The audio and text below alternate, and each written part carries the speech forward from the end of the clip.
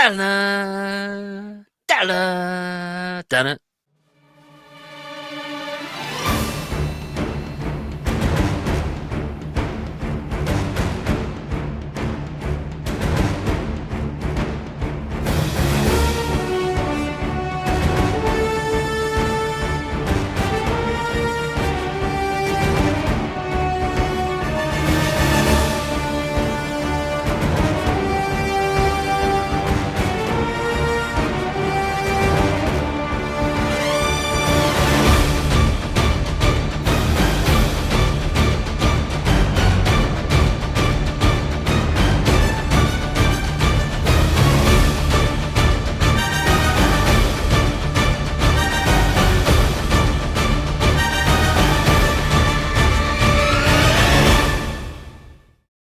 This week, we start a series about a franchise that keeps surviving with more styles, stunts, and Tom Cruise sprints. That's right. We're talking about Mission Impossible. In this episode, we're talking about Mission Impossible 1, I guess you'd call it. I don't know. It's just called Mission Impossible. Directed by Brian De Palma, it launched what would become one of the most durable and death-defying action franchises of all time. A cast of spies, betrayals, and exploding chewing gum. Hasta get any on you. The question isn't whether this mission is possible, but whether it's impossible not to enjoy. Or wow. self-destruct under its own convoluted plot. Andy, this is a new series we're doing because you haven't seen any of the Mission Impossible stuff. I have not. In the 30 years for this franchise?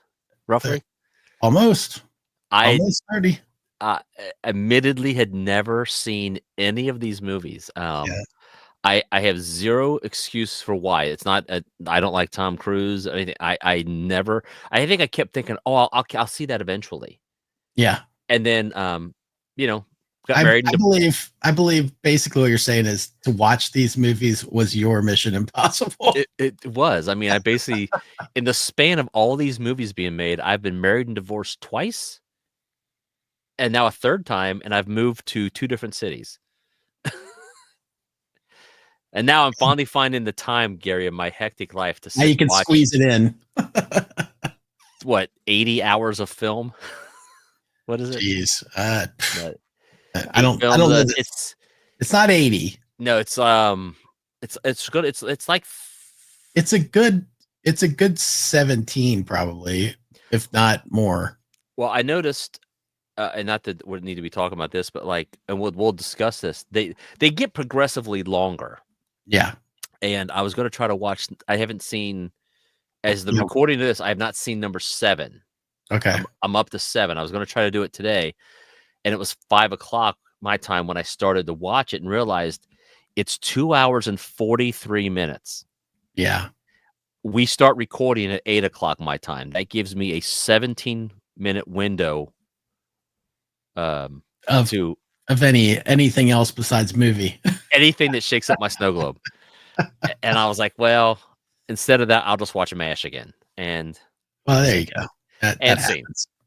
So here we are, Gary. Yeah. So we're going to do this one a little bit different, I think, since we're kind of going to run through all the films individually as episodes and then come back at the end after. Now I've already seen the one that's in the theaters now, but Andy's going to see it.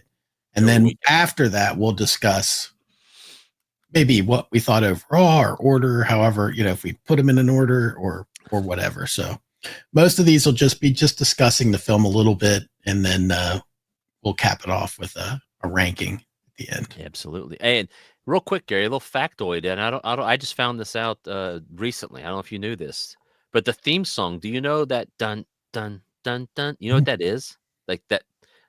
That's Morse code for MI. No, I did not know that. The dun dun dun dun dun dun. That part is Morse code. The too long is the M. The too short is the I. So you're welcome. Interwebs, you're welcome. What's amazing to me is that because that's from the TV show. Yes, that started all the way back then. You've got somebody that's brilliant enough to say, I'm gonna take the Morse code for that and make that into the song. And meanwhile, you've got the writers of the show, which, by the way, I like the show. The show's good. But you and I both agree that the IMF, the Impossible Mission Force, is one of the dumbest names ever. It it that mission sounds impossible. We better call in the IMF. That's their specialty. It's just silly. Where would there ever be an organization?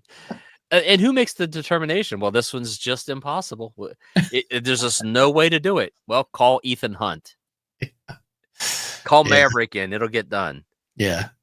I somewhere you've already been to it, and we're gonna come up to this. Remind me in episode, like, I don't know where it's at, maybe 5 in the 5th one.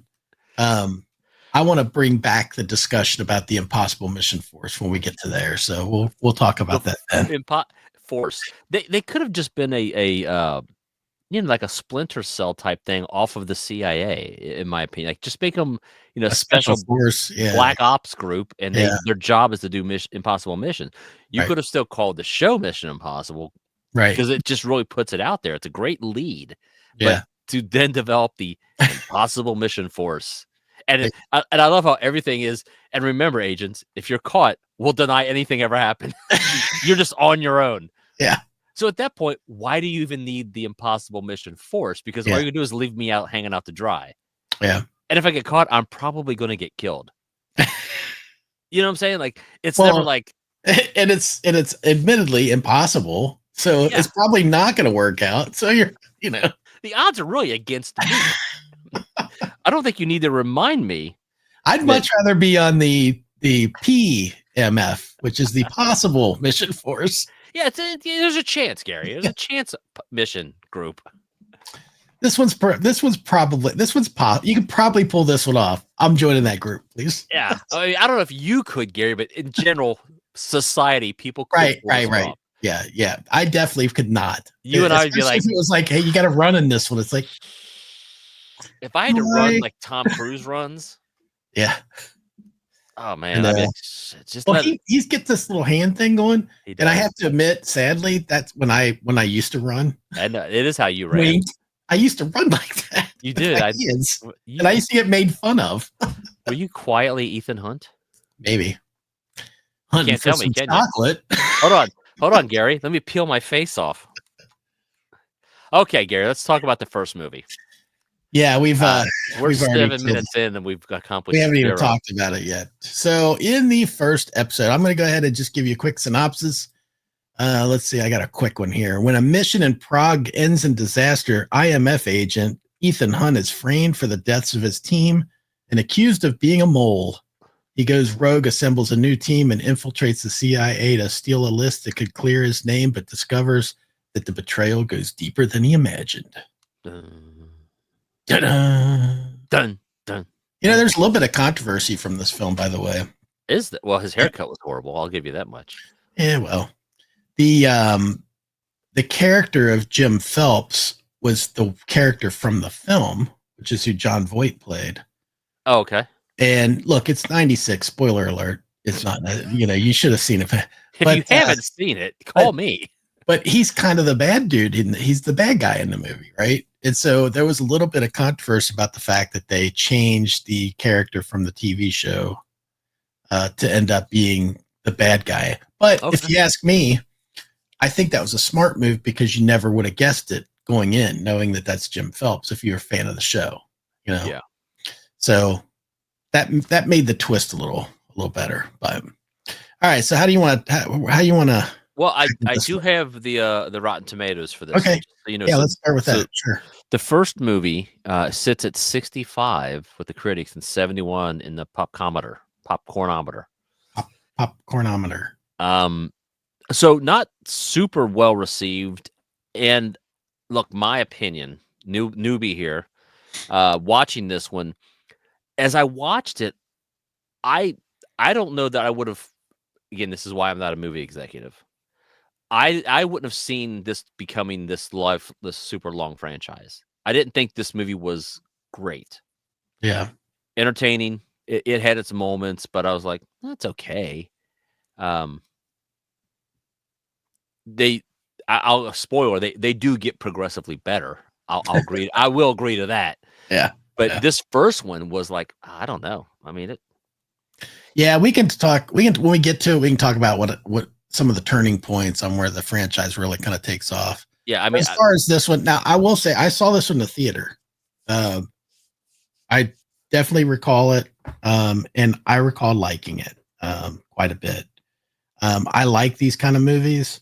Now I'm probably watching it back now. I was like, because I've seen all of them to this point, but I was going to rewatch them all. And as I'm watching the first one again, I'm thinking, man, this one really isn't as good as the rest of them. it's not. And that was apparent on the rewatch, not at the time. So, this could be one of those things where it's an entry into the sort of framework of doing a movie like this. And then I don't know how well it did. Maybe I have a note on here on it, but I had people. It did. It grossed over $450 million worldwide. I can see that. 96. I mean, so. Look, what else was out in 96? You happen to have that handy? Look that up while you're doing that. I'll talk for a minute. I had people texting me when I told them I was going to start this series, and the consensus from the people I was talking to, it was just a couple of friends, were all like, get through the first two, they get better. Yeah. And I was like, really? Like, they're that bad? Like, well, they're not that bad, but just in comparison to the other movies, you'll find that these two were not as good. And I would agree with that without giving away what I think of each film right now. I would definitely agree that and when I say that, it's not that these first two are bad. It's just as you're watching it, you're like, I don't know. Yeah, but think about watching it as there is no other movies after this. This is the first one. Yeah.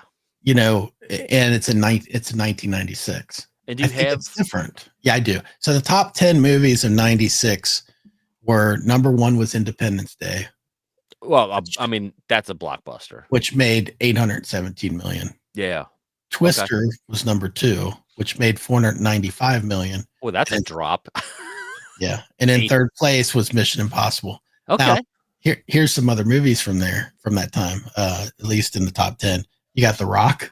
Great movie. The Hunchback of Notre Dame. So you've got the Disney film in there. You've got 101 Dalmatians, another Disney film. Ransom.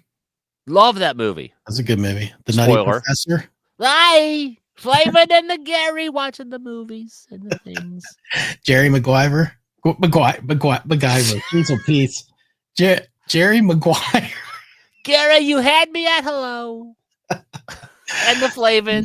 Show me the money. Okay. Space Jam was number 10. Wow. Which I've never seen, for the record. Everything else I think I've seen. But anyway, so that's the movies you're looking at from that year. So that did fairly well against that competition. So, yeah. I mean, that's... you and I talked about this, and we can talk about it real quick now. I mean, this is kind of like Americans' version of James Bond. Yeah, if we could be so bold.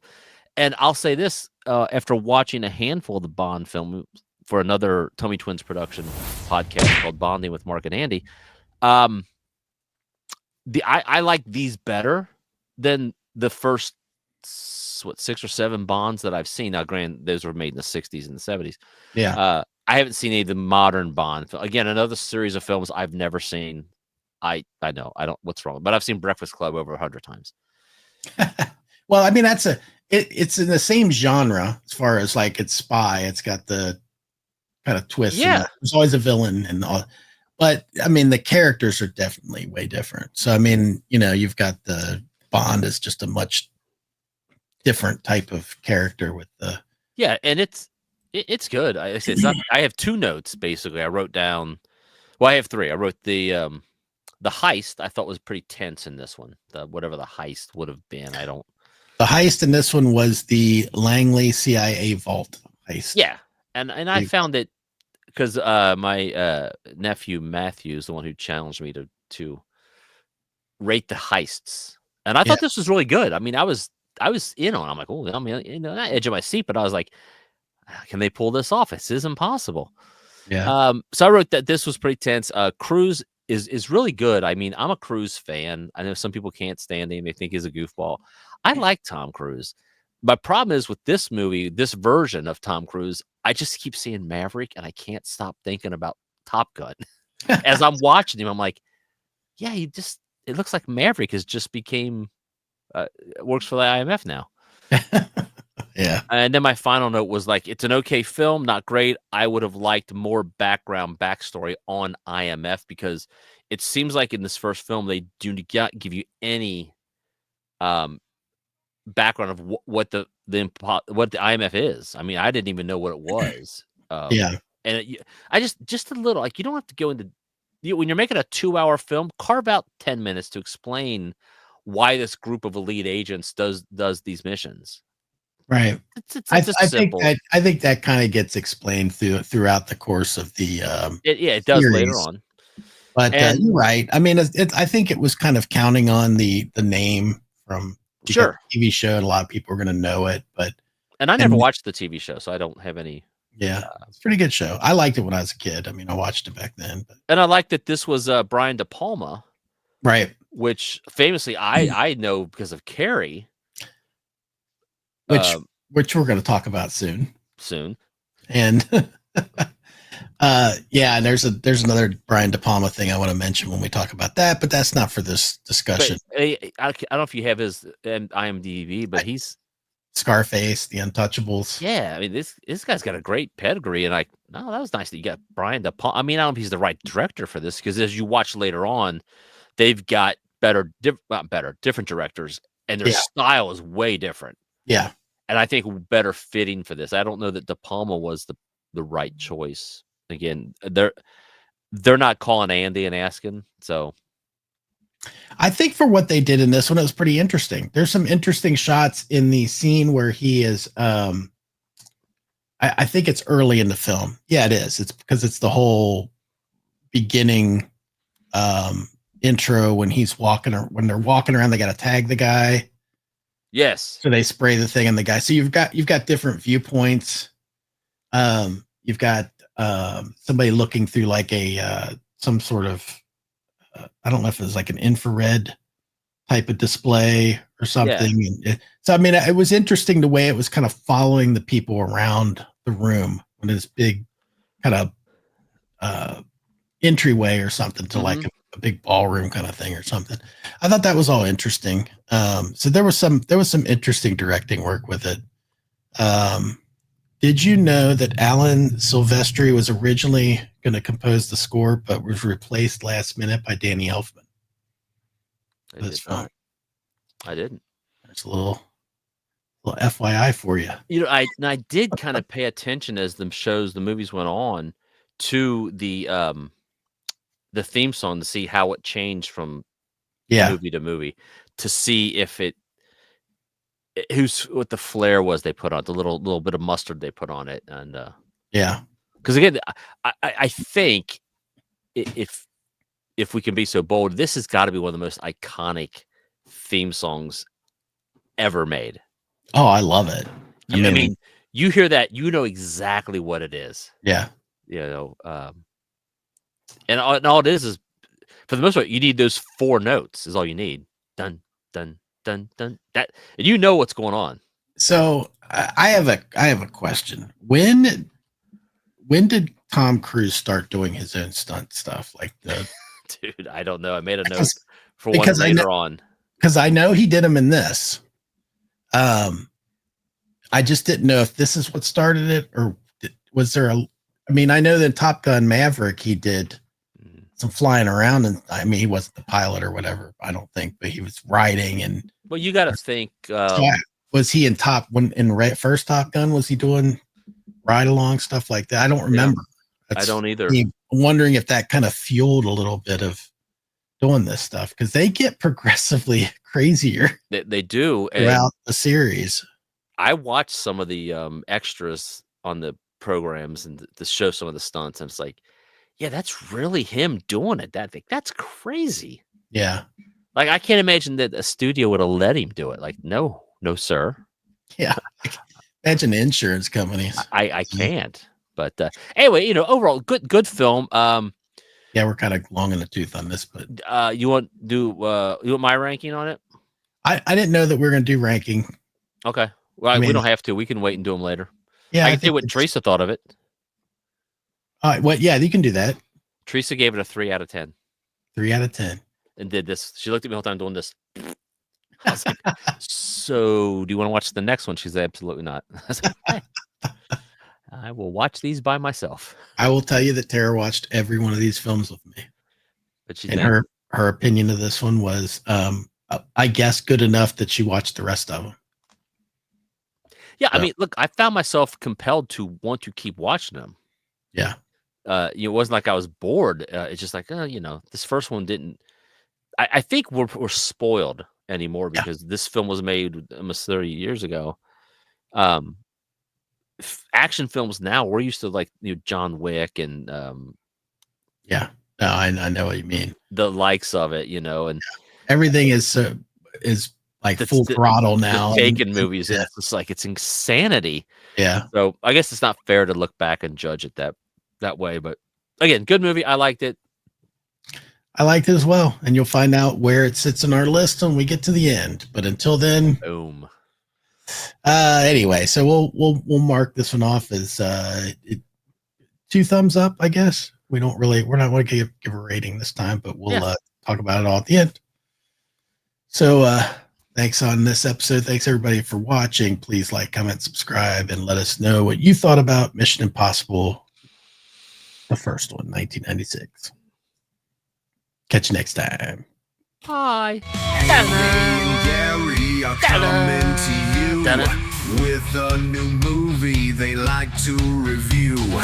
Whether they liked it or you will soon see by their rating amounts of poo or TP. They rate things different than other shows. The higher the amount, the more it blows.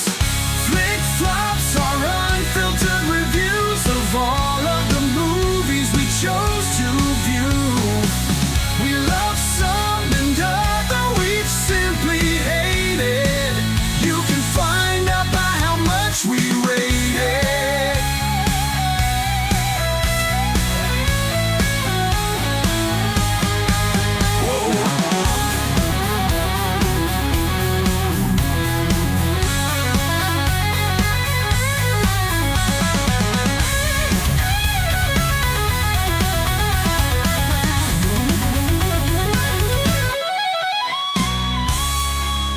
This has been a Touch of Madness production, brought to you by the creative minds at Tubby Twins Media.